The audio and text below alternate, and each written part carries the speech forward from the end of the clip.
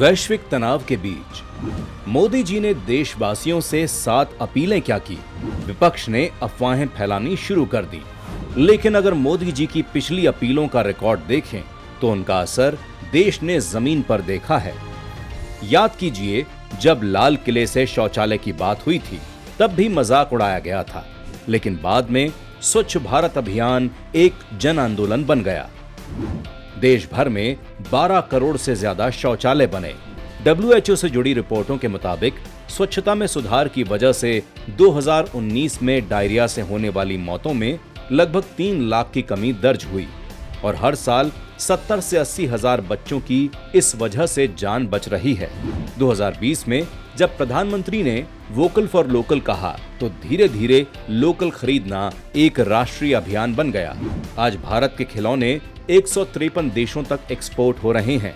सिर्फ textile export ही 2025 में बढ़कर $8.49 बिलियन तक पहुंच गए। 2024 में जब मोदी जी ने एक पेड़ मां के नाम अभियान लॉन्च कर एक भावनात्मक अपील की तो उसका असर देखिए। कुछ ही समय में देश भर में 113 करोड़ से ज्यादा पौधे लगाए गए। लोगों को पर्यावरण बचाने के साथ साथ अपनी मां की याद से जुड़ने का भी एक भावनात्मक माध्यम मिला। लेकिन ये सूची यहीं खत्म नहीं होती। जब मोदी जी ने स्वदेशी अपनाने और खादी खरीदने की अपील की तो खादी का उत्पादन 4.8 गुना और बिक्री 7 गुना से ज्यादा बढ़ गई। स्टार्टअप इंडिया का आह्वान हुआ तो देश के युवा नौकरी मांगने की जगह नौकरी देने वाले बन गए और स्टार्टअप्स की संख्या 400 से बढ़कर 2.3 लाख से ज्यादा हो गई। वेड इन इंडिया की अपील हुई तो आज देश में होने वाली लगभग 90% डेस्टिनेशन वेडिंग्स भारत में ही होने लगी हैं।